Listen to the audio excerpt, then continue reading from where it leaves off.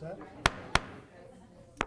All right, looks like we're all present and accounted for. I would like to reconvene from closed session. And we have one item today to report on, and that is by unanimous vote, the board took action in closed session to approve a settlement agreement and release of all claims regarding an employee identified as banner ID number 000650027. With that, could I please ask you to stand for the Pledge of Allegiance today? And I will start. Ready? Salute. I pledge allegiance to the flag of the United States of America and to the republic for which it stands, one nation, under God, indivisible, with liberty and justice for all. All right, thank you all for being with us for this July meeting. A bit of housekeeping. Board member Cardoza is not here today. She is out for vacation for this month's meeting. So with that, public comment for board policy 2350. Any person may address the board at this time either on an agenda item or other matters of interest to the public that are within a subject matter jurisdiction of the board. A maximum of 5 minutes is allowed for each speaker, with a maximum time of 15 minutes per item unless otherwise authorized by the board. So with that, do we have any public comments today concerning items on the agenda? None. Public comments concerning items that are not on the agenda, and none as well today. So we will move on, and the first under reports, we will not have a student trustee report, board member reports, and starting on my left with Mr. Sherman. No report. Mr. Macrodeno? No report. None as well? None? Looks like a quiet month. A quiet month as far as the board goes, I suspect. I see Mr. Foster's here with the foundation. No report. I came here, I have to have a report, right? Good evening. I just have two quick great announcements, actually. I wanted to mention that we do have our third annual Brewfest set for August 8th. That's still going well. In fact, our sponsorships have exceeded last year's, although we still are accepting sponsorships. But we've exceeded 35,700 so far in our sponsorship, so it's looking really well for us. I also want to mention that the COS Foundation was recipients of 2 planned gifts this in the month of June. A former English and critical thinking professor at COS, Mr. John Jackson Behringer, went by Jack Behringer. So he provided a gift of $22,000 as a component of a charitable remainder trust. Also, a longtime doctor in Tulare, Dr. Cyril Johnson. He was affiliated there for a long time. I think he passed away at age 105. He had actually 2 charitable remainder trusts in which the College of Sequoias is a beneficiary. One of them is this first one did pay out $47,000 as a gift to the College of Sequoias Foundation. The Behringer gift has a very minor restriction, saying simply stating I want it to go to the scholarship fund. So not a problem there. And the Johnson gift is completely unrestricted. So those are the ones we like. They're at the discretion of the foundation board to do with what is best for the college. Wow. So exciting news. That is exciting. Just a little background on Dr. Cy Johnson, who, when I first married, my wife worked in his office. Oh, really? It was Johnson, Kleinite, and Ryder. Some of you might remember the name Ryder, Dr. Ryder. I'm so moved by this, I can't hardly believe it. Dr. Johnson was such a great guy. Yeah, and I played golf with him really quite a bit, and what a jewel. he went to Stanford University, and he was the best doctor I think Tulare ever had. And one of his schoolmates, or the Hewlett Packard, he was a schoolmate of Hewlett or Packard, I can't remember, but he used to talk about that Really? all the time. And wow, that's amazing. Yeah, it's wonderful. I'm yet to find, I've yet to learn what his affiliation with the college was, other than, we're the only college in the area. Golf partner. That kind of, golf partner. I was high school classmate. I was basically gonna credit the nursing program. I figured I'll credit the nursing program until someone tells me different. Well, I do know that. You don't get the money. I do know that It's understood. probably two or more of his kids probably went to COS. That's As a matter of fact, his daughter was, I'm getting the doctors confused. That was Dr. Ryder's Right. daughter was married to John Yabasil, who was the longtime football coach at Redwood. Yeah. Excellent. Well, as I said, this was one of two, and, it's a remainder trust. Yeah, that and I can think happen you mentioned at- one at last some month point. too, or the month before. I think I mentioned the Behringer one, Okay. that it was coming, and I see. check in hand. Okay. All right. Great report. Dr. Lucerna is up with the accreditation report. Great. Good evening, everyone. I have to share with you that just the most recent report from the ACCJC from their June meeting with the commission actions on institutions. And so luckily, it had nothing to do with it this time, but I wanted you guys to see an update on where they are with the most recent folks. So these would be people who received a visit in the spring. And you can see the very first group is reaffirmed accreditation for 7 years based on the comprehensive evaluation. And that's the same thing we received. It's the highest reaffirmation you can get. So you can see the list of colleges there, Golden West, Hartnell, Los Angeles County College of Nursing, Orange Coast, and San Joaquin Valley College. And then the second one, they would require a follow-up report, and that's the one college there. And then the third one is kind of I guess we call it the new show cause, but it's an 18-month, and they require a follow-up report and a visit based on the comprehensive. So the team has to go back again, and they have 18 months to fix the problems. The other groups, the next group, they had to do a follow-up report, and then they were reaffirmed based on that follow-up report. And then these are the folks who completed a midterm report, which is our next thing we have in 3 years, is the midterm report.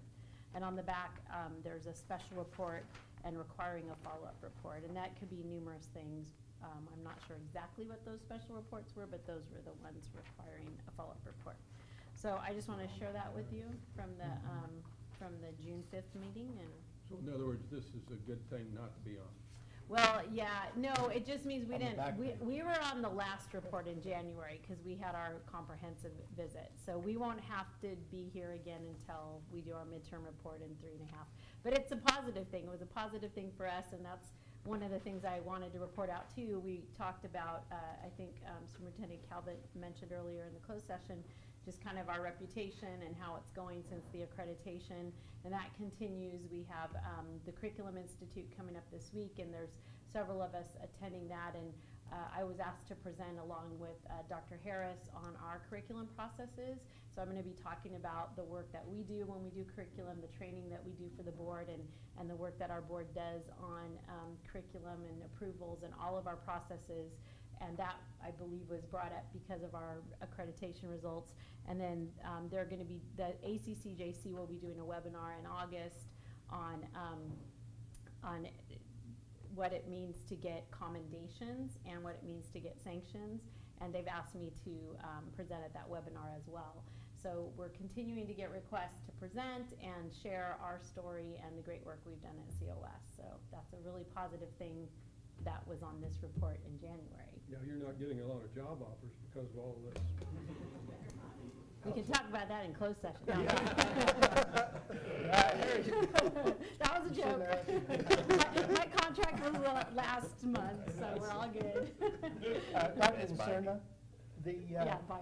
on the list, on the top list, San Joaquin Valley College, I'm not familiar with that name. They're the private college that they're in Fresno. They're based, Oh, in they're Evansville. based in the Central Valley. Okay, so And they they- go through an accreditation. Yes, every accredited school, like every college that's gonna give degrees and certificates and get financial Okay, aid all right. has to be accredited.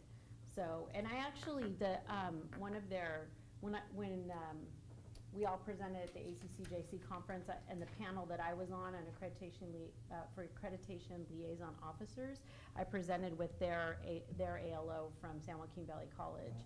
And so they're doing a good job, Okay. yes. So, All right, very good. Okay. Questions? Thank you. Thanks. Oh, I stay up here, sorry. All right, yeah, all right, so superintendent's report is next. Mr. And we Galvin? have several introductions to make, and with that, we'll ask Dr. Lacerda back to the podium. Okay, so I'm going to introduce a couple of our deans to introduce the faculty, and the first one is Dr. Shingle, who will be introducing our new professor of physical therapist assistant. Thank you. I'm excited to be here to welcome Jimmy Piscini. He's our new full-time faculty in the Physical Therapist Assistant Program. If you could say a quick prayer tomorrow, our students take their boards tomorrow. So we're hoping this will be our 4th year if we get 100%. So no school's ever done that. I know, it's okay with saying that. But no school's ever done it in the whole country, so we're rooting for them. But I had lots of emails today from students, so we have a strong program. How many students? 28. Go That on was to our their- first class that we graduated, a full 28. Yeah, so, thank you for the strong workforce money. Dad's not even here to thank him, but we worked very hard to clean that up. We would always admit 26, we'd only graduate like 21, 20. People would drop out for different reasons, and we've really tightened up our orientation process, so they really understand what they're getting in for. So, and we invite our alternates to come, and we let them know if you don't really feel like you could do this right now, someone is here. They'll be glad to take your seat. And last year we had 3 people that said, I'm not ready financially or family commitment-wise to do this right now, so 3 alternates got in. So we feel like we finally honed in on the helping them really understand what they're doing. But I digress. Jimmy is a big part of that, though. He really is. He serves as our 2nd full-time faculty that's assigned to this program.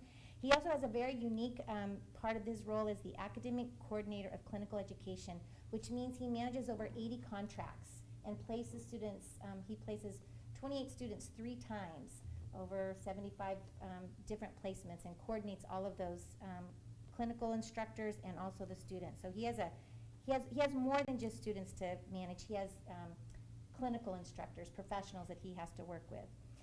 What's really unique about Jimmy, he is a graduate of our very first cohort in 2012. Jimmy is our own. He came through our program and graduated in 2012. He immediately went to work for Community Regional Medical Center and developed into a coordinator for them from 2012 to 2016. He always wanted to teach, so in 2016 to 18, he joined Institute of Technology, which has just started a physical therapist assistant program in Clovis, and he worked for them the first 2 years that they were developing their program. He joined us last year as a full-time temp. He taught therapeutic exercise, which is one of our, I call it the mothership course, and he again coordinated over 80 contracts and secured 5 new ones. He earned his bachelor's in physical therapy assistant in 2017 and recently completed his master's in education from the University of Phoenix in 2019. So he's not only been a teacher, he's been a student, which I think actually makes him a great instructor because he understands what they're going through. One of the things that we're most proud of, Jimmy is very involved with the American Physical Therapy Association at a national level. He's one of the 5 PT assistants in the whole country that represent the PTA caucus, and he just recently was on the floor of the APTA board, what's it called? House of Delegates, and presented on the behalf of advocating for PT assistants. So we're very proud of Jimmy's, not only his local and state involvement with the APTA, but at the national level. On a personal note, he's married to a beautiful woman, and they have 2 great daughters that he's very involved in. He's probably one of the best dads I know out there. So we're thrilled that Jimmy Piscini is part of our PT assistant faculty. James. Thank you. So yeah, I mean, like Dr. Shingle said, I was here last year in a temporary position and got to go through the hiring process all over again, and I am excited that I was given the opportunity for this full-time position to remain here. So I'm glad to be here. I have a lot of pride in COS as an alumni and look forward to many more cohorts of PTA students and years here with COS. So thank you guys. Thank you.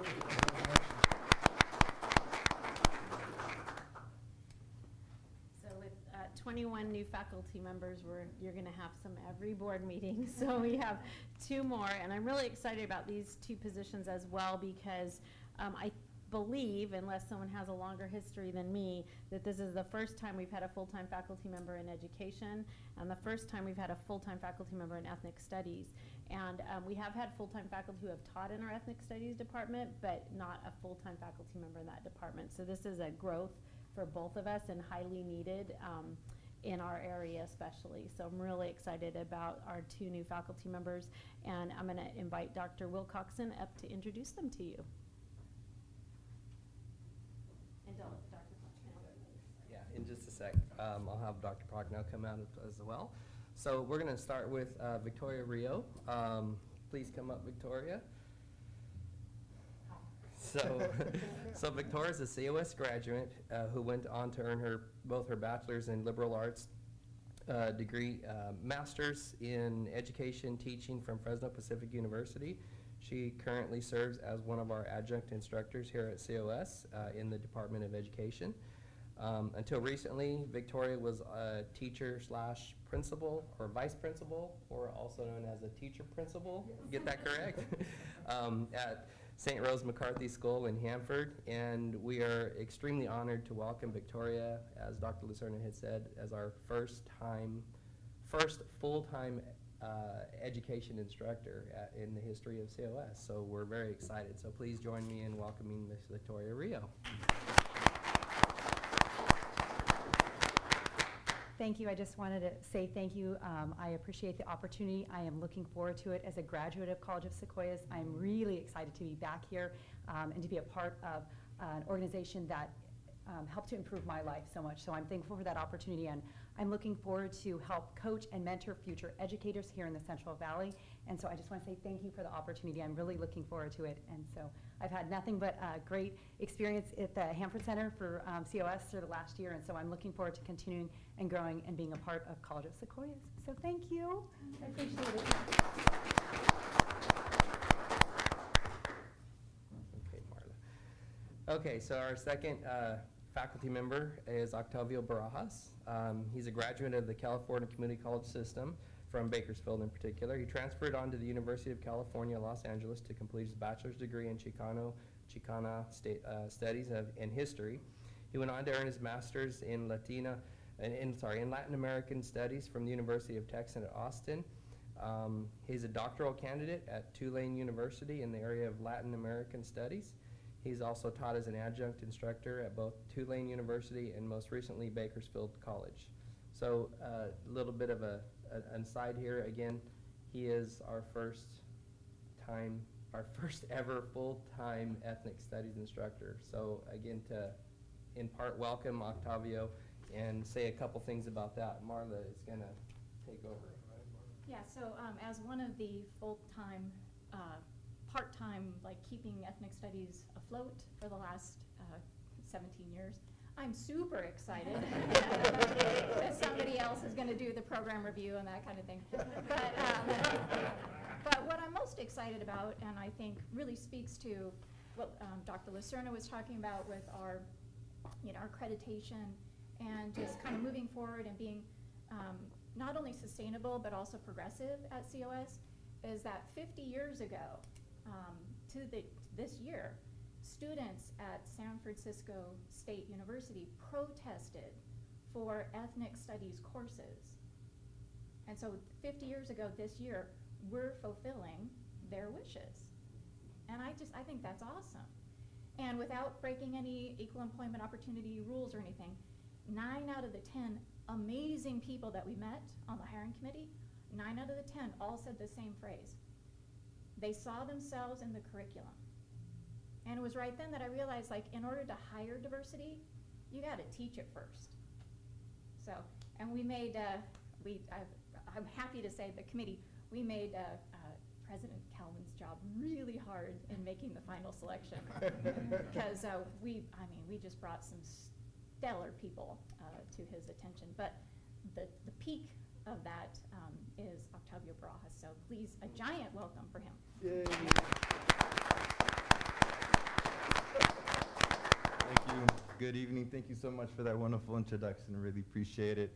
Really excited for this opportunity. I mean, just as Marla has mentioned, such a remarkable feat for College Sequoias to open up as a trailblazing campus in the state of California. Ethnic studies is really a interdisciplinary field that's been catching on across the state. And so community colleges, College Sequoias being one of the first to actually open up with a full-time hire, I feel really blessed for this opportunity. And in terms of our community colleges becoming increasingly more diverse, teaching that diversity is really important. I'm one of the many that have echoed the same kind of thing. To see yourself in the curriculum is a very empowering thing. Education is power. I'm looking forward to this opportunity, teaching this in the fall semester, the classes that we have to offer here. So thank you so much.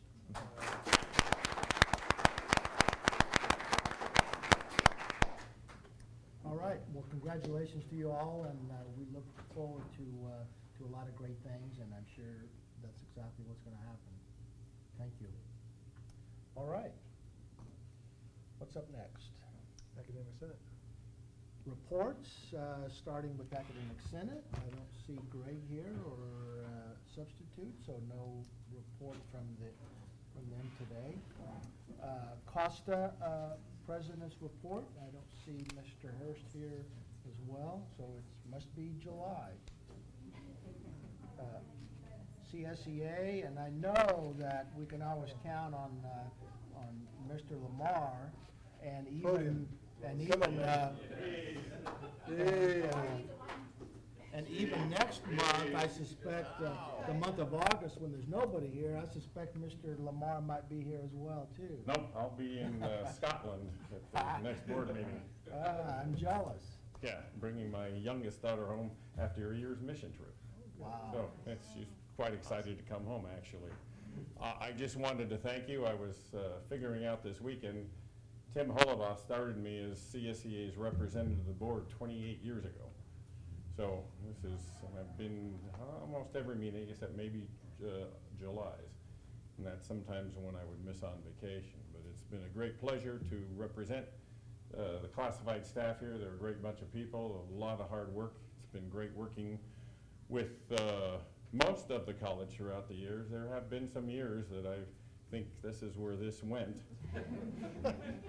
As some of you have been here a while, we went through some tense times back through the years, but overall it's been great because most of the people here at CUS are great people. This is a great institution, and it's been my honor and pleasure to serve here. It's became kind of my dream job because it's doing theater I did professionally before, and I hated living down in the big city, so coming here and being able to do what I want to do is pretty fantastic. So that's been good, but I'm turning the reins over to Nick, who is now CSEA president and taking over the theater, so I'm leaving it in good hands. And I hope not to be such a huge stranger, and as I've told Ken, as soon as he decides not to serve anymore, I will think about taking his position, or at least running. So, thank you. Is that a threat? Well, we go into negotiations, on the 15th in the morning? You offer me something good, maybe I won't. But thank you all for welcoming me here. Well, I don't know if anybody was here 31 years ago to welcome me. Moses. Yeah. Moses. Moses and Crookshanks roses. Fact is, I still have some of Crookshanks roses growing at home in my front yard that Shaman made me take home because she couldn't stand to see him die. So thank you all, and I'll see you around. Well, Mr. Lamar, before you leave, I just want to thank you for being here at all our meetings and seeing your smiling face in the audience has always been one thing that I've looked forward to. And I know that you've done a great job for the college and for the constituency that you've served for these many years. And I don't think they or we could have asked for a better representative from that standpoint. And at least from my standpoint, I thank you for all of that, and hope to see you again. You will. Thank you very much. And enjoy Scotland. Oh, You've probably been there already. I have, but my wife hasn't, so. So you'll have a lot of fun there, and It's the first time he's been at the podium since I've been here. Yeah, since you've been here. Go back to a few of those tense years where I had to come up here and deliver one of those not-so-great speeches. I decided I don't like to come up here. Too much pressure. well, thank you, Steve. Thank you.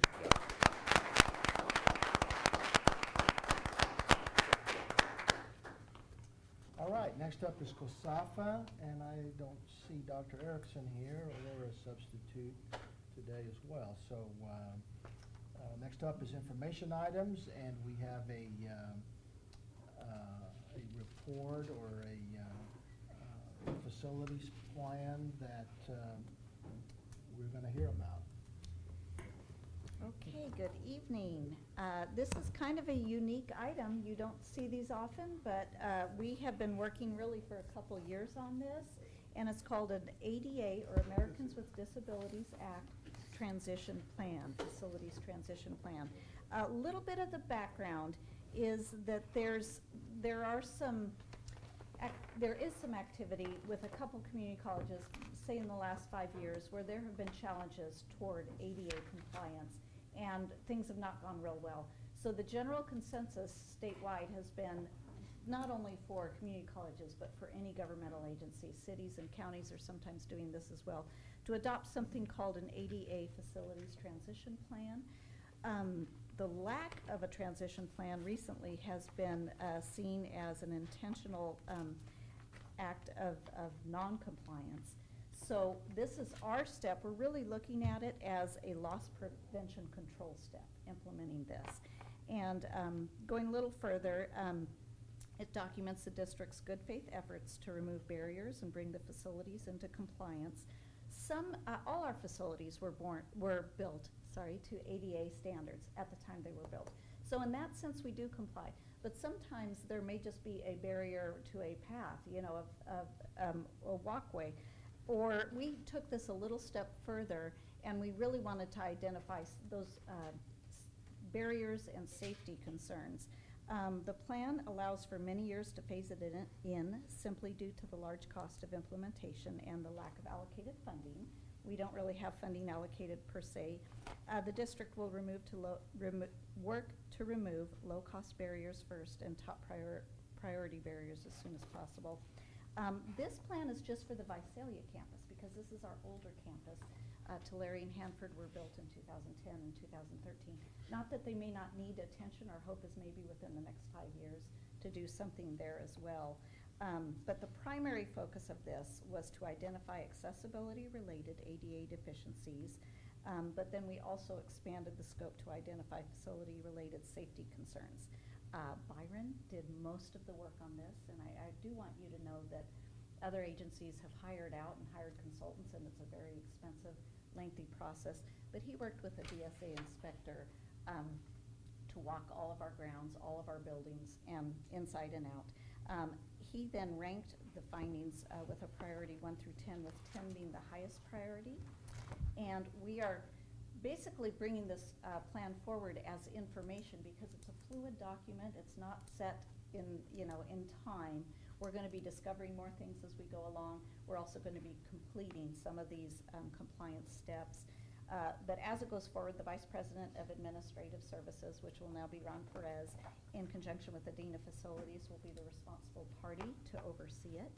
And the other small item is that we do have $145,000 set aside. We've done a couple small one-time fund transfers, but we do hope that as future one-time funds become available, that maybe funds will be transferred to our capital projects fund for this purpose. I wanted to let Byron talk to you about the actual document. We have 2 copies up here. It's so lengthy and extensive that it was a little too much redundant to make 5 copies, 4 or 5 copies.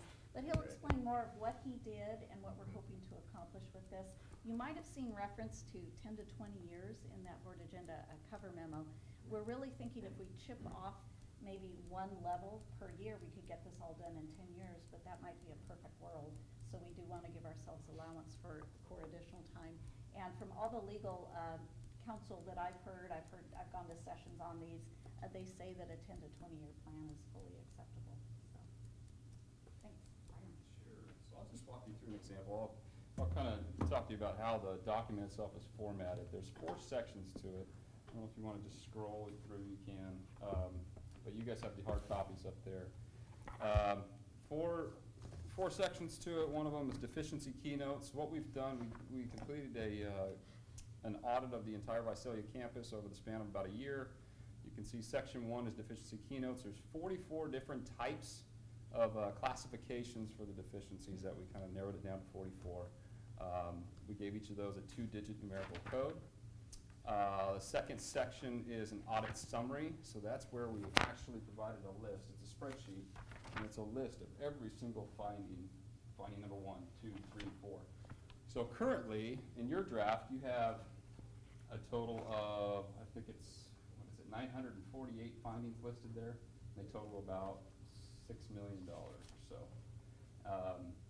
And then as of this afternoon, we're up to 1,258 or something. I think the estimated total cost to complete those is $7.5 million. Total findings in the entire audit completed in that year is at 1,679. So we still have 400 to put costs to, and there's notation of that in that document. So the audit summary is the second section. The third section is your plans. So you got your site plans and floor plans. So on those plans, we've actually identified the specific location of every single finding, and it references the audit summary too. And then lastly, the photographs, and each photograph is labeled by the finding number.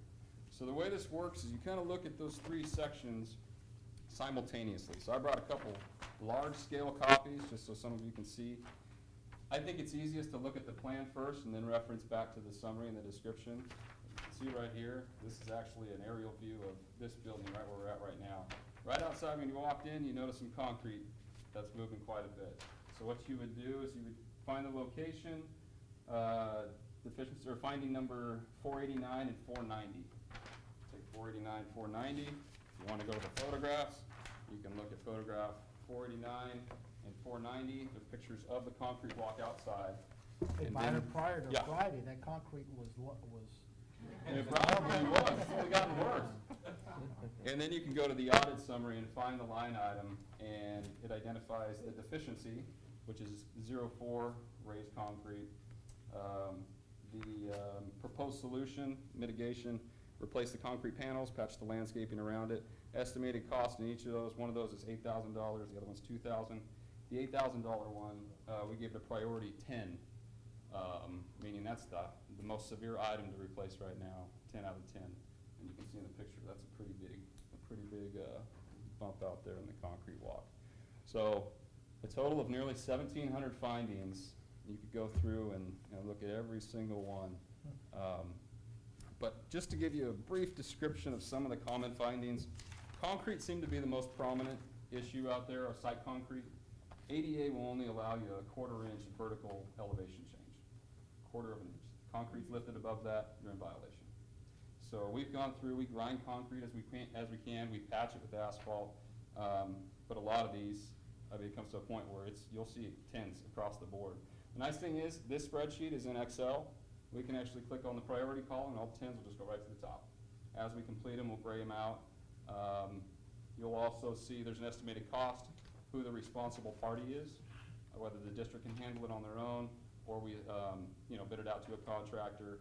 And on the very far right column where you see the X's, the left column is if it's in the public exposure, public right-of-way, so to say, or if it's private. Of course, the public is going to be your primary concern. The private would be, in the back of an office, there's a sink that's not accessible, doesn't doesn't have to be accessible, but if we do have somebody with a disability of some sort that can't access that sink, we should consider making accommodations for them. So it's quite a lengthy document, there's a lot to it, and like she said, it is a fluid document, still a draft. I hope I need about 8 more hours and I can finish the rest of those 400 findings in the audit summary, and then we'll call it done for a little while. So, yeah, go ahead. Couple things. I feel like I didn't articulate that well at the beginning. Our property and liability insurance company, the last, I think, 3 years, has asked us every year, do you have an ADA transition plan? And so the first year we said no, and I think the last 2 years, we've said it's in progress. But they're saying it's required for our property and liability insurance. It seems like it could be something that could increase our exposure, but in the legal world, it really is seen as a plus. It's seen as a proactive step. Gosh, I think it was College of the Canyons that could just tell you horror stories of when someone came and decided that they were gonna start suing. And I think they spent 4 days walking, every 4 inches by 4 inches with 2 attorneys and a couple consultants, and they ended up with findings of many millions, and they were able to cut it down a little bit. But yeah, so this is kind of something that's out there, and we are just trying to be proactive. It is what it is, and a transition plan is slowly becoming the norm, I think, throughout some of these governmental agencies. So. And we've noted every single crack we saw. It may not even be separating yet, but we know that eventually with the weather elements and foot traffic, eventually that's gonna separate, so it may be just a 1 on the list, but it is a crack. So that's why there's so many too. Does the board have to approve this at some point? We don't believe so, and we sought direction from our property and liability company, and they had legal counsel, and they had a whole presentation on it, and it is not required, but it is here for information. Yeah, good. And we also posted it for information to the public. We put a notice in the newspaper, and you needed 2 or 3 weeks for that, which we did. We had a hard copy available and posted notice in a couple different locations, so. Okay, questions for Byron or comments from anyone? I think you did a good job. Thank you. Very good job. Good job, Ian. But Byron, how long, have you been working on this since you came on board? It's 2.5 years. I think 2.5 years? Took a year of just walking the Yeah, campus. I mean, I It's can- 70-something acres, and I can see it's it. every square, every floor plan. I mean, this room, I think, had about 8 findings in it. But Well, one of them's completed, I already just saw it. So that's good. Well, I'm of the opinion that, that 145,000 funds set aside is not nearly enough. I think we need to maybe have a plan where we're, in the time when funds are available, that we get some of these things done and we reserve the funds to do it with.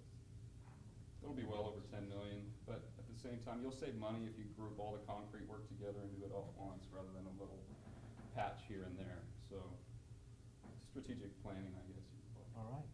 Seem to be a fair number of items that were administrative in nature as well. So, I mean, it'd be nice to kind of grade those out as time and resources provide.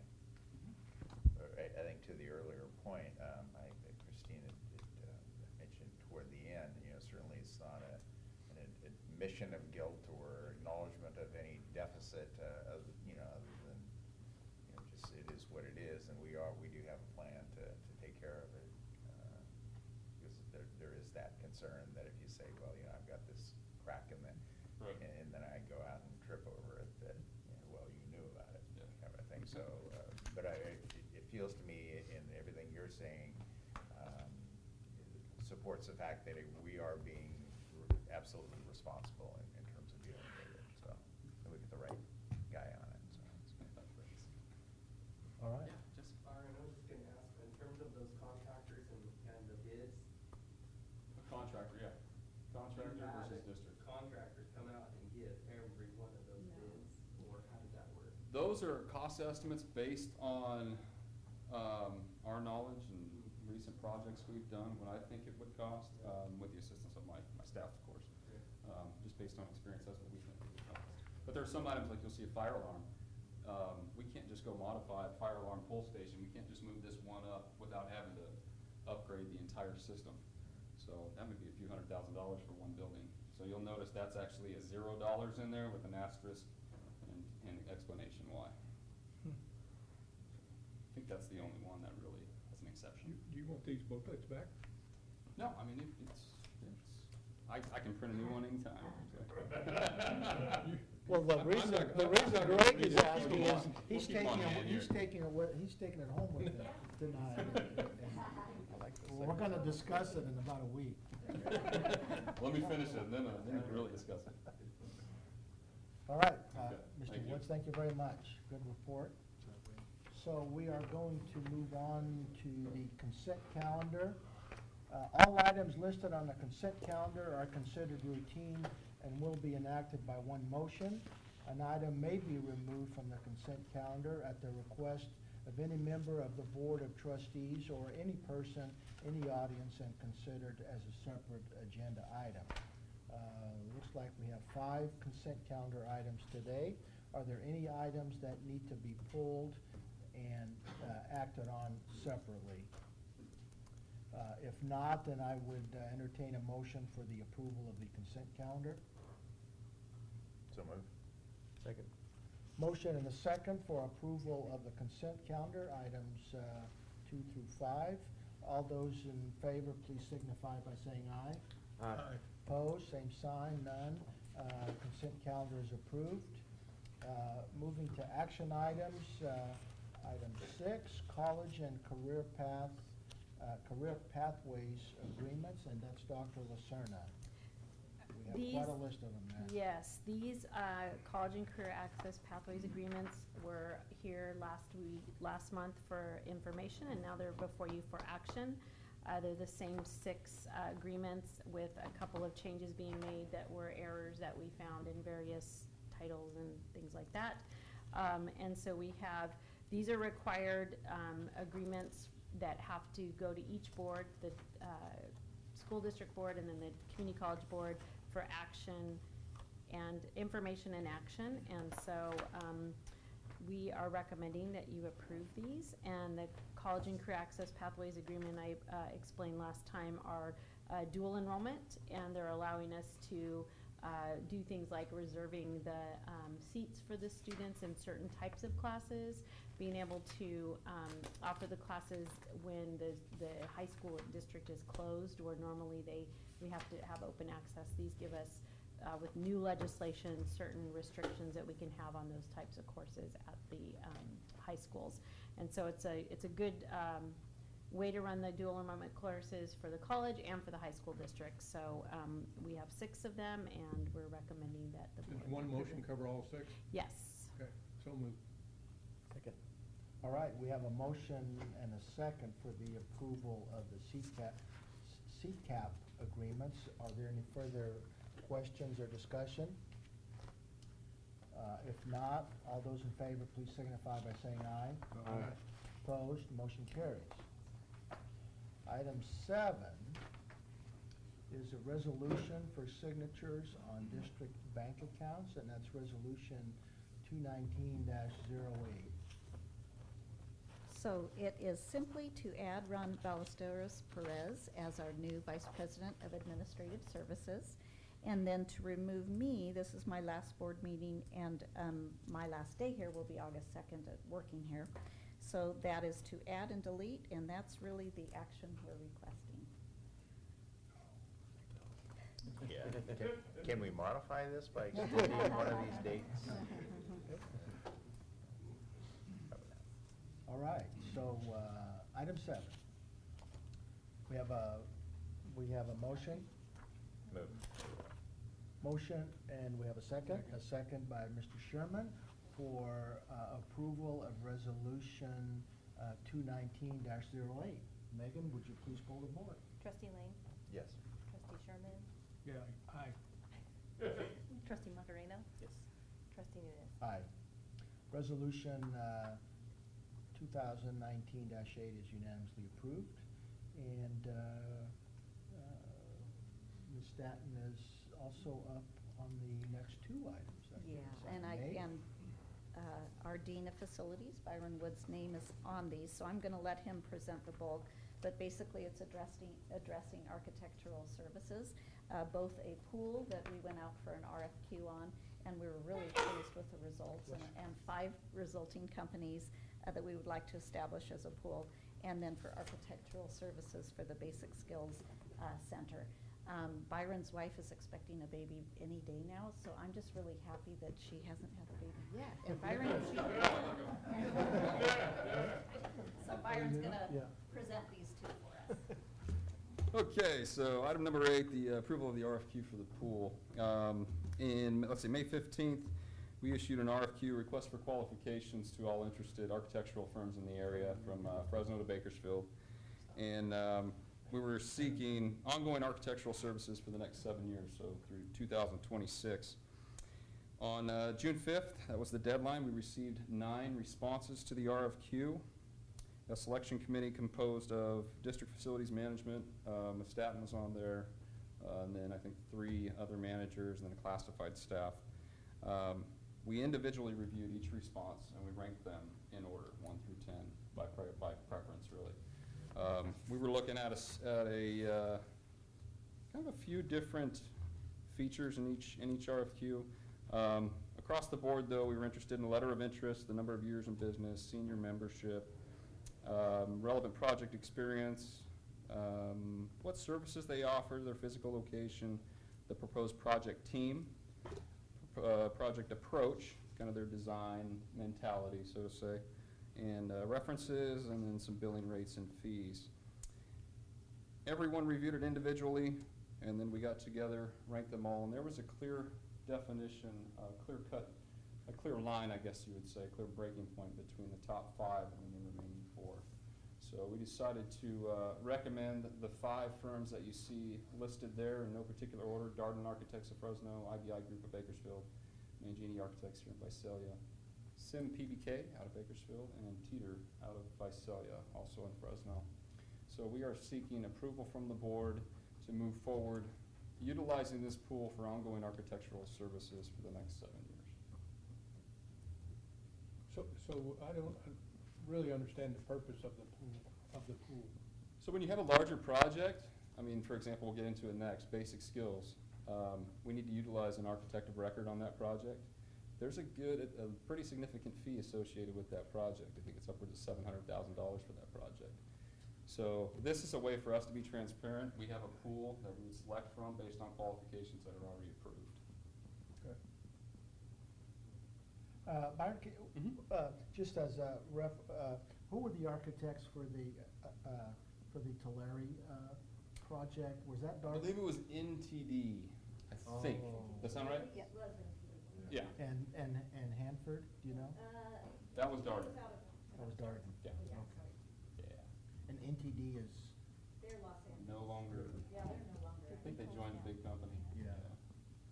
So Darden just recently did the Live Oak project across the street, Fresno State campus, that modernization.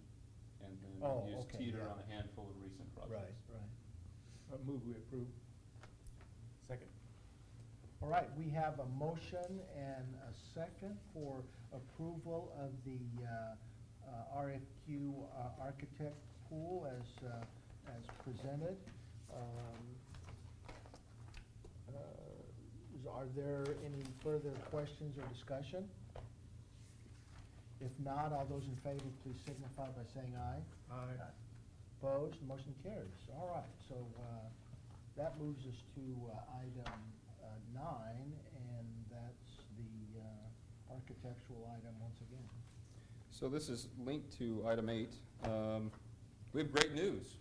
Basic Skills was funded by the state. So we just found that out, I think, last week. So that's been 10 years in the making there, so that's very exciting. It is in the governor's budget for this fiscal year. So we are ready to kick off that project, and like I mentioned just a few minutes ago, we need to start by determining our architect of record for the project. So now that the pool has been established, we decided to interview all 5 of those architectural firms with the goal of selecting one as the architect of record for the new Basic Skills project. So we invited all top 5 firms in the pool. Interviews were held on June 19th. with the same selection committee members present. We formatted the interview. We provided each firm with a standardized list of questions that we asked them to address in the interview itself, just to give us a way that everybody's on the same playing field, compare apples to apples when we're scoring the results of the interview. Each firm had 45 minutes to answer the questions, and then 30 minutes to answer the questions, 15 minutes to provide a presentation of their firm and what they offer. So upon completion of the interviews, the selection committee unanimously determined that Teeter LLP was the most qualified design firm for the Basic Skills Center project. Teeter, within this board agenda item, Teeter has provided the attached architectural services agreement dated July 8th, 2019. Their proposed fee and the details within that agreement aligns with what's called the JCAF 32 document provided by the State Chancellor's Office. The JCAF 32 is a cost estimate summary and anticipated time schedule for the Basic Skills Center project. So we are seeking board authorization to approve Teeter's agreement to provide architectural services for the Basic Skills Center project. All right, so, do we have any questions further questions for Mr. Woods on this item?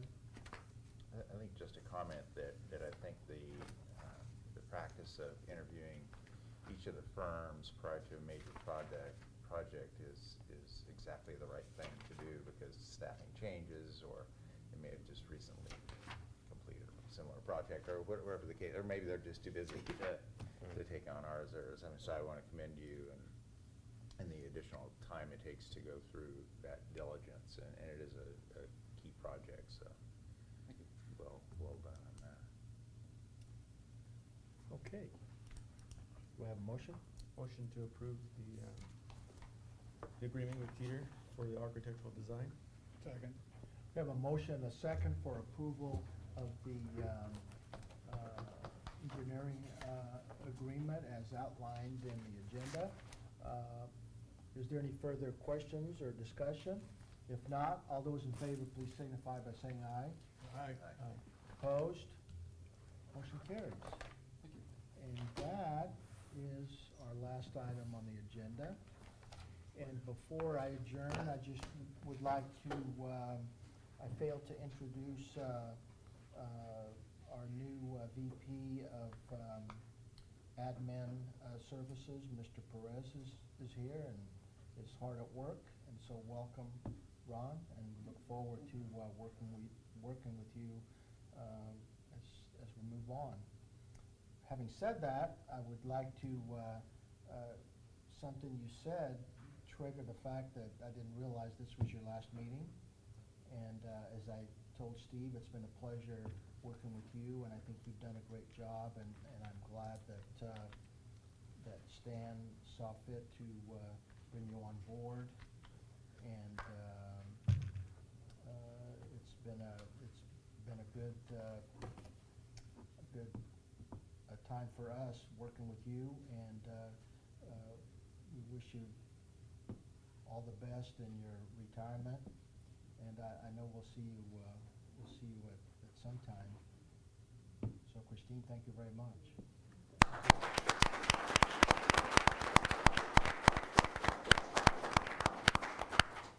You know, one thing about you, is when you'd bring us numbers, we knew we could trust them. That hadn't always been the case, so we appreciate that. Very transparent, to a fault. I would just like to say in my 31 years here, she is by far the best vice president of administration I've ever worked with. I'm not joking at all. She is the best, so we were lucky together. Yeah, a consummate professional with kindness and compassion, and I think that a friendship that you developed among staff is pretty unique to have all of those things, and to be so competent as well, so thank you so much. All right. You're all dismissed, adjourned.